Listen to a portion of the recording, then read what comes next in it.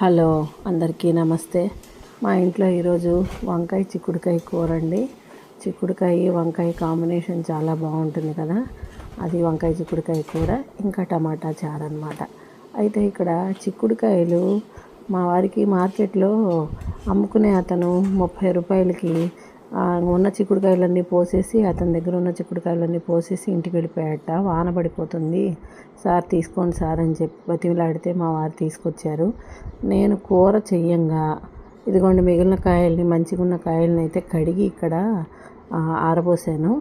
ఇవి కాకుండా కింద ఇంకా పాడైపోతూ తడిసిపోయి అలా ఉన్న కాయల్ని కూడా కింద ఆరబోసాను. చూడండి మీరు, ఇన్ని కాయలు ఉన్నాయండి. ఇంకా మాకు రోజు చిక్కుడుకాయ పారాయణమే అవుతుందో ఏమో తెలియట్లేదు. మొత్తానికి చిక్కుడుకాయ వంకాయ కాంబినేషన్ కూర మీలో ఎంతమందికి ఇష్టం అండి? నాకు అయితే చాలా ఇష్టము.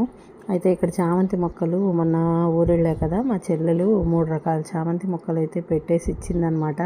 వాటిని నీళ్లు పోసి చూస్తున్నాను. వాటిని రీపాటింగ్ అయితే చెయ్యాలి. ఇదిగోండి ఇంకా ఇవి తడిసిపోయిన కాయలు అనమాట.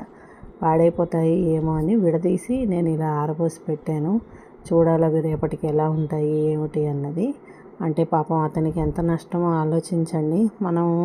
మాకు బాగా వచ్చాయని మనం అనుకుంటాం, కానీ అతనికి పాపం చాలా నష్టం కదా.